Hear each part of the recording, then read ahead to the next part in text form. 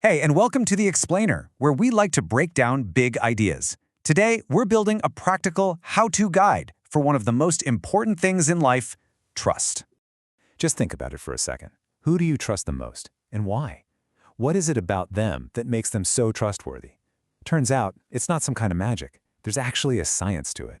So today, we're going to borrow a professional code from a group of real trust experts. We're talking internal auditors, to basically create a blueprint that works for any of us.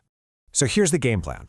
We're going to break it all down into 5 key pillars. 5 things you can actually try to become a more trusted person, whether that's at school, at work, or just in your daily life. All right, let's jump right in, starting with the absolute bedrock of all trust, integrity. And this image really says it all, doesn't it? Integrity is right there at the beginning. It's the fundamental principle, the starting point for literally everything else we're going to talk about. So, what does that actually mean? Well, to put it simply, it's about telling the truth and having the guts to act on it, even when it's super difficult. Yeah, and as the source material for this explainer points out, everything else is built on this one foundation. Without it, the other pillars they can't stand up. Okay, so how do you actually practice integrity? Well, for starters, be truthful and respectful when you talk to people, and have the courage to speak up, even if the news is bad. That's a big one. It also means you don't just look the other way when you know something's wrong. And of course, you avoid things like lying or, pretending to be something you're not. It really comes down to having the guts to say, hey, this isn't right, instead of just letting it slide. All right, that brings us to our second pillar, and you'll see how this builds on integrity, maintaining objectivity. This is all about getting the right mindset so you can make fair decisions. Think of it this way. If integrity is about doing the right thing, objectivity is about seeing the right thing in the first place. Yeah, it's kind of like being a referee in a game, right? Your job is to call it exactly as you see it, based on the facts on the field, not on which team you're secretly rooting for. And what's so cool about this slide is how clearly it lays out the difference between a fair call and one that's clouded by bias. You see, an objective decision looks at all the facts, while a biased one, well, that might get swayed by your own feelings, or pressure from other people, or even just assuming things will be the same way they were before. So what can you actually try here? First, be aware of your own biases. We all have them. Like maybe you love your own work a little too much. Also, try to avoid situations where your personal goals are competing with your responsibilities. That's a conflict of interest. Oh, and don't accept gifts or favors that could, sway your judgment.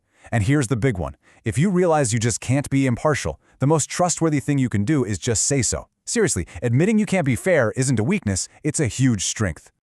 Okay, so you've got the right foundation and the right mindset, but you also need the skills to back it all up. And that brings us to competency.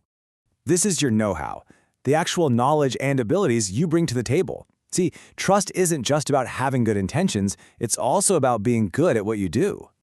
And it's so important to remember that this is a continuous journey.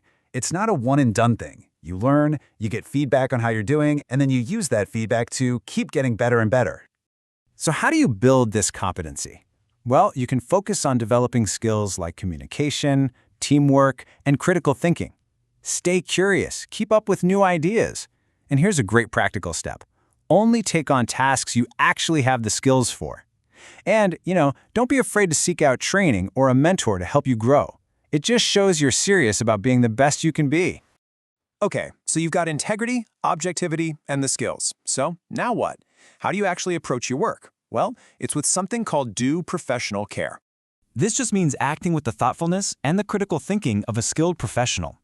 It's not just about getting the work done. It's about doing the work well and really thinking about its impact. And a huge part of this is something called professional skepticism.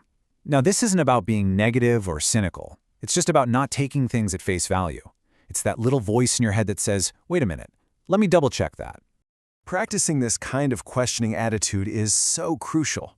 So the next time you're working on something, just pause for a second and ask yourself, is the information I have trustworthy? And is it enough? Just answering that question before you move on is a simple habit, but trust me, it makes a huge difference in the quality of your work and how much people trust you. And that brings us to our 5th and final pillar. This one is a promise you make to others, confidentiality. Right. When people trust you with information, and it could be anything, from a friend's secret to a company's private data, you have a real responsibility to protect it. So this is really about being a vault for the information people give you. So what can you try? Be really mindful of the information you handle. Never ever use confidential info for personal gain. And a super simple thing to try is just to be more careful in conversations so you don't accidentally let sensitive details slip. Always think before you share something. Ask yourself, does this belong to me, and is it really my place to share it? Okay, so let's put it all together now. Let's bring all 5 of these pillars back into focus. You know, this isn't just some code for auditors. It's a blueprint for literally anyone who wants to be seen as reliable, professional, and trustworthy. Each principle gives you a clear mission for building that trust. So I'll leave you with this question. Which one of these principles will you try to practice this week? Just think about it, because building trust really does start with one small, principled action at a time. So pick one. Maybe it's being a little more curious or a bit more careful with information, and just see what happens. Thanks for tuning in.